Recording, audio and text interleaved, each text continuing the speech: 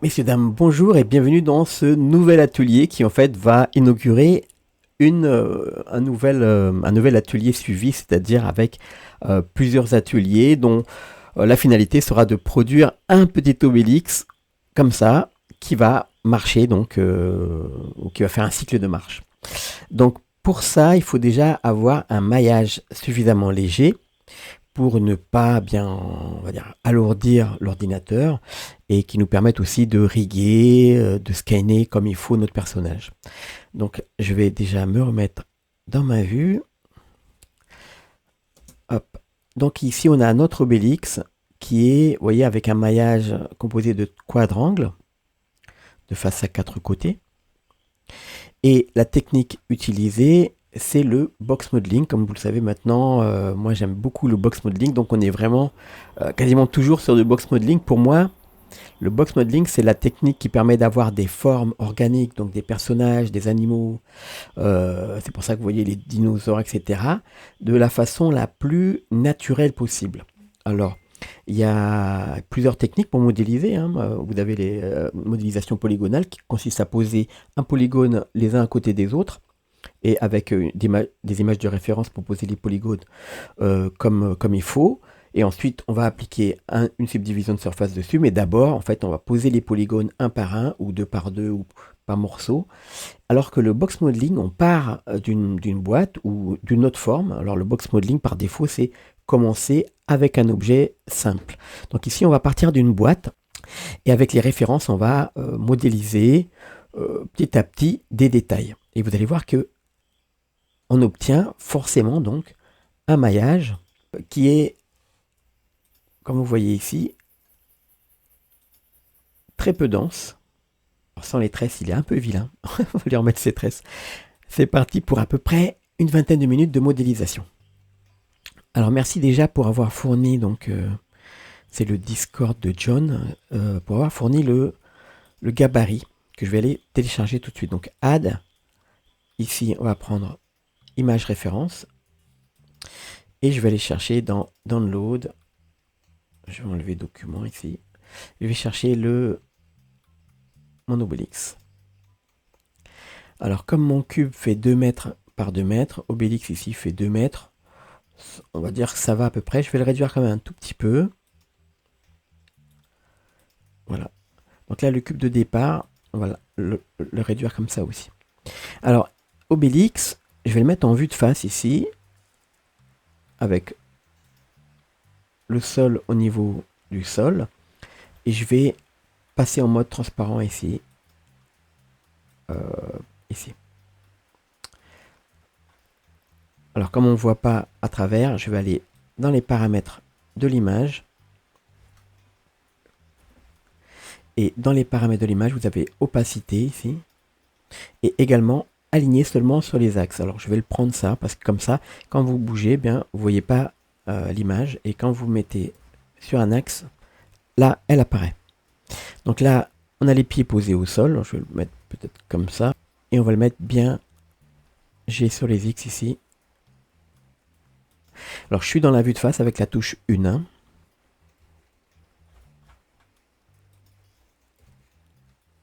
GZ. Alors là, j'agrandis un petit peu. C'est mon cube de départ. Il va être à la position du ventre. Maintenant, je vais prendre la même image. Je fais un Shift D, R, Z, moins 90. Alors, c'était l'autre sens. Alors, je me mets déjà dans la vue de vue 3. R, Z, 90. Et je valide. Donc là, je le mets à peu près comme ça, pareil, hein. Ok. Donc là, de face et de profil, je suis à peu près bien calé. Donc, déjà, qu'est-ce que le box modeling? Alors, box modeling, on a la boîte et on va... et box modeling organique, alors quand c'est organique, eh bien, on rajoute simplement quelque chose qui va ramollir la forme. Donc là, on va ajouter le modifieur subdivision de surface. Donc ici, niveau 1, si je rentre en mode édition, alors déjà, je vais faire en sorte qu'on voit moins l'image ici. Donc je vais dans les paramètres ici, je lui demande d'afficher derrière déjà. d'être derrière le cube. Et ici, sur le profil, pareil. Donc, tac, derrière. Et pareil, l'opacité, je vais quand même la baisser un peu. Hein, parce que c'est un petit peu exagéré. Là, on voit déjà la forme. En vue de face, c'est pareil. Donc, je vais baisser l'opacité ici. Voilà. Donc là, je sélectionne mon cube. Je fais un scale. G sur les Z. On va pas se déplacer n'importe comment comme ça. On va se déplacer avec G sur les Z pour le lever. S. Et si jamais vous voyez que vous n'êtes pas bien aligné, eh bien, on va aligner le personnage. Enfin, la référence. G sur les X ici. Voilà, on est bien. Donc c'est le corps qui a été dessiné un petit peu à côté. C'est pas grave. Donc on va tenir compte d'un seul côté du corps. Donc là, j'ai positionné mon gabarit. Et je vais rentrer en mode édition avec la touche tabulation. Ou alors ici, vous entrez en mode édition. Alors là, malheureusement, je ne peux pas vous afficher mes raccourcis clavier. Alors je vais les dire. Donc là, je vais prendre la sélection par face ici ou la touche 3. Et je vais sélectionner la face du dessus. Donc là, en fait, je vais positionner ça à peu près à l'endroit où se trouve le linge ici d'Obélix. Je vais le réduire un petit peu. En vue de face. OK. Et là, je vais rajouter avec une extrusion. Et S. Alors, cette partie-là, en fait, c'est de là que va sortir le bras. Donc là, S sur les X. Donc là, le bras va sortir d'ici. Là, pour les côtés, donc, je vais activer le miroir sur les X ici. Comme ça, quand je vais bouger, ça va bouger aussi à l'autre côté, là, sur le miroir des X. OK. Donc là, j'ai une forme de base. Et là, je vais faire l'extrusion ici, E, pour la tête. Donc je fais S. Et je me retrouve avec quelque chose comme ça. S sur les Y. S, Y. Donc là, je peux prendre cette face. Je vais l'aligner un petit peu. Je vais prendre cette face. Je me remets dans la vue de profil. Je vais l'aligner un petit peu.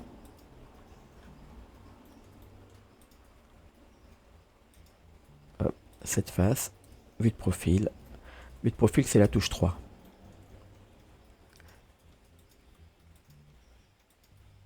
Ok, là, j'ai la forme générale. Donc là, c'est ce que je veux. Je veux une forme générale.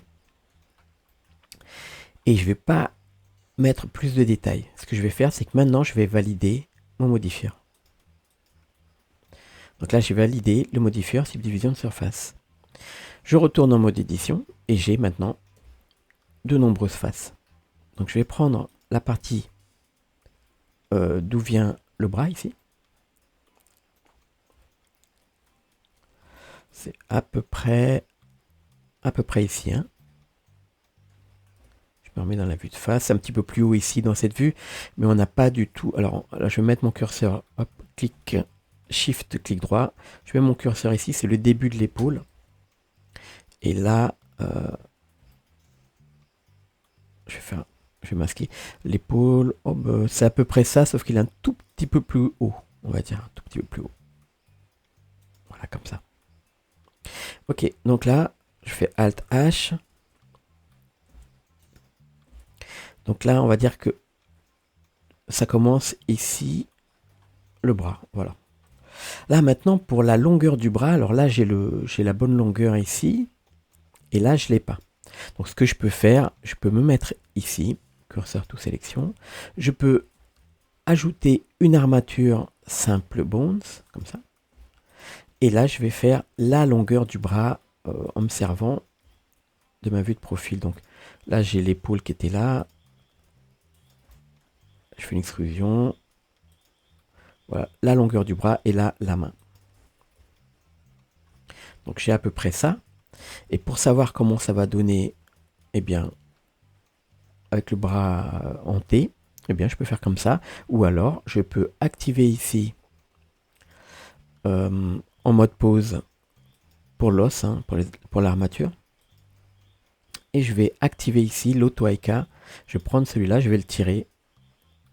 Et comme ça j'ai le T-pose bien bras tendu. Hein.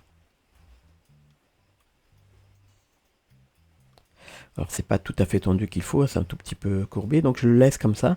Et là j'ai la longueur et les endroits où j'aurai l'épaule, etc. Donc là je vais reprendre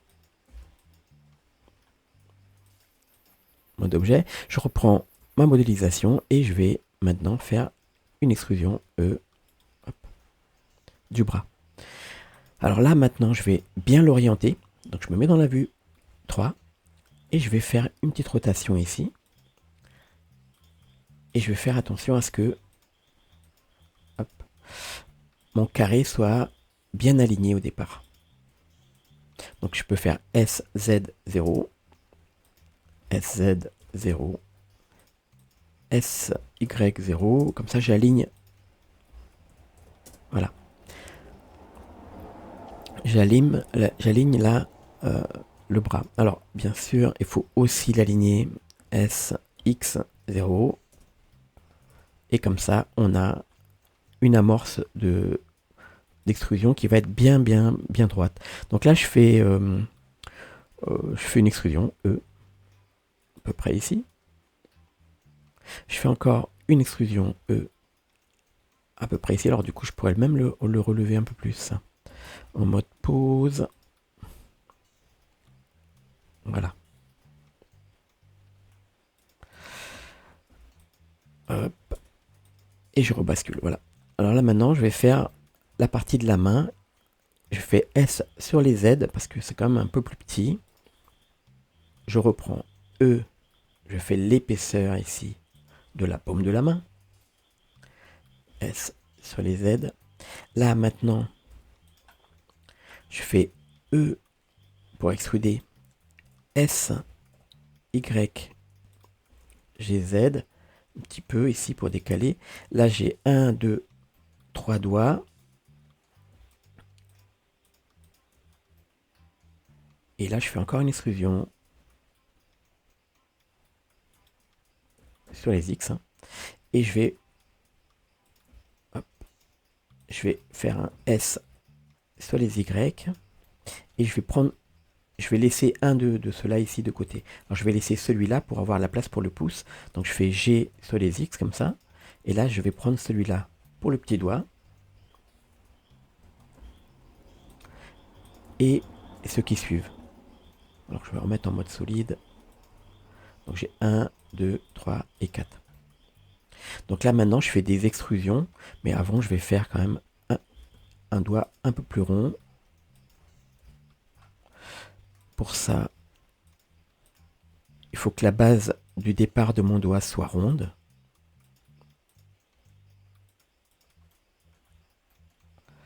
Alors là, j'avais trop avancé. Hein. Je recule un petit peu. J'ai X. J'ai X comme ça. Donc là, j'ai les 4 doigts.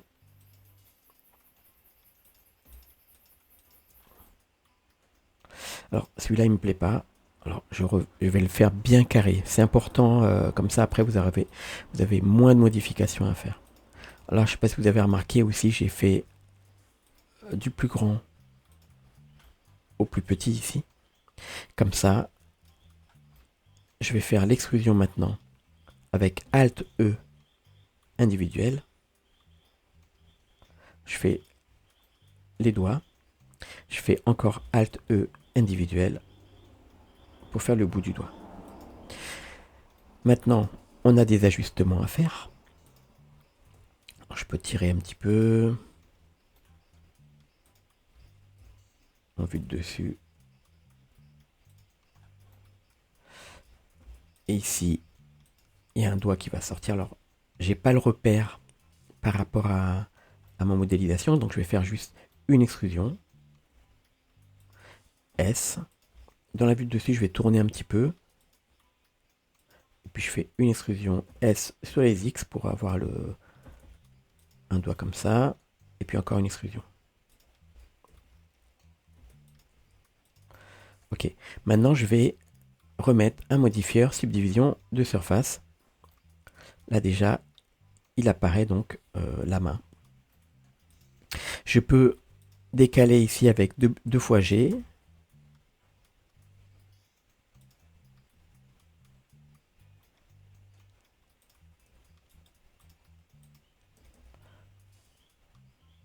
Voilà.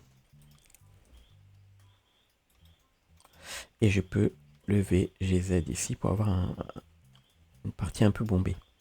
Maintenant, ce qu'il faut savoir, c'est le rig comme ça. Enfin, la taille de la main, elle est bonne.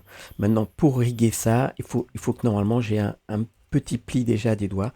Donc, ce que je vais faire, c'est que je vais cliquer ici, vous voyez, sur le petit triangle pour pouvoir sélectionner plus facilement mes faces. Je me mets dans la vue comme ça de profil. Déjà, je peux faire un S sur les Z. Et je vais plier un tout petit peu. Alors, R. Et je descends un petit peu comme ça. Ok. Là, c'est pareil. Je vais le faire un tout petit peu petit. Je fais GZ. Voilà. Et là, le pouce, je vais le plier aussi vers le bas. Donc, je me mets dans la vue comme ça. Je fais CTRL plus R. Et j'ai le départ ici du pli du pouce. Alors là, c'est pareil. Dans la vue de face, CTRL plus R.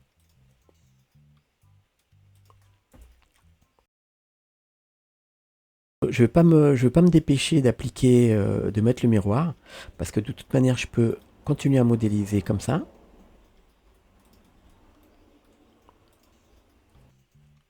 Ok, et là maintenant, si je veux voir ce que ça va me donner au niveau des vertices, je peux activer ici le wireframe. Et là, je vais décocher Optimal Display, et je verrai le nombre de vertices qui va être ensuite distribué sur mon personnage. Là, je vais continuer à modéliser la forme globale.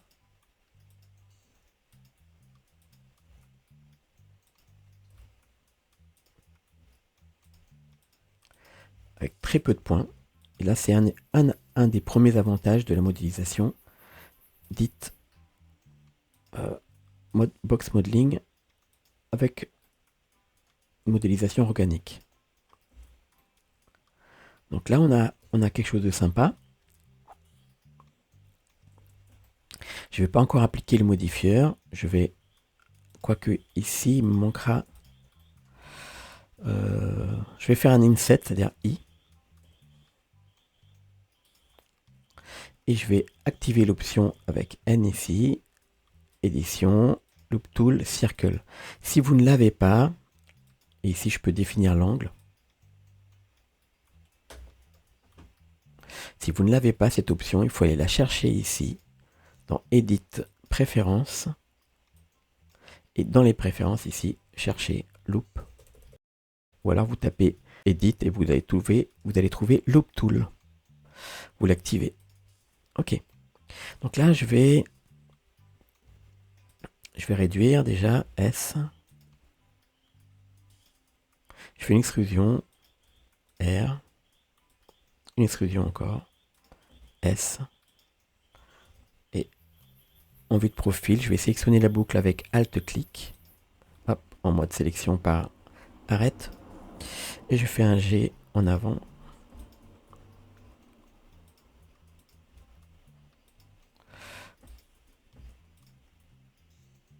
Voilà. Donc là, on est pas mal. Je vais continuer ici.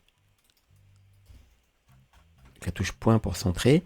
Je vais faire un SZ0 pour aplatir. Et je vais rajouter une extrusion presque sur place. Maintenant, je vais faire le tour de la chaussure ici, enfin de la chausse, c'est-à-dire du pantalon. Je fais si je fais S maintenant, il n'y a pas assez de définition, donc je refais une extrusion et je refais S. Là, je vais lever, j'ai Z. Et là, maintenant, je fais une extrusion vers le bas. Là, on peut continuer à s'approcher des formes.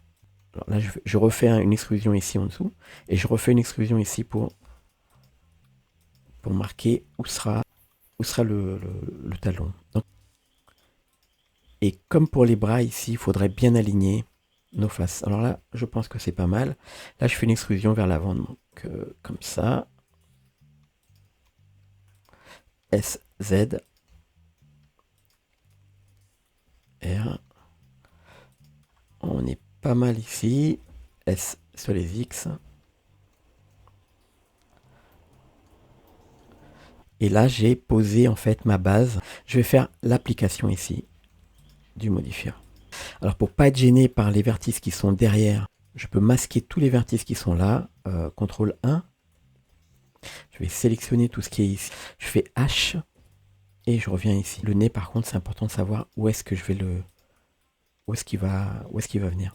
Là, je vais descendre GG ici, 2 fois G, pour déterminer l'emplacement du menton.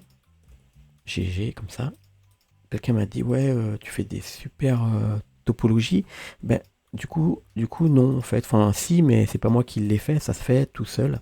Et sans ajouter de face, on peut juste sélectionner ici, faire GG ici pour monter, jusqu'à marquer l'arête. Et par contre, pour le nez, on aura besoin. Donc, je fais comme ça. Et je vais faire une extrusion, S. Et une deuxième extrusion ici, S. Et là, je vais déplacer les points. Alors, je vais refaire une deuxième coupe ici, CTRL R.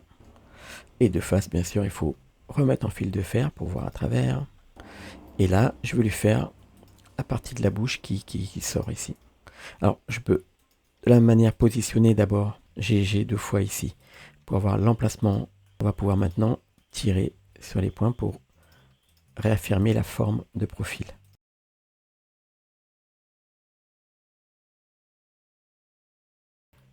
Et voilà.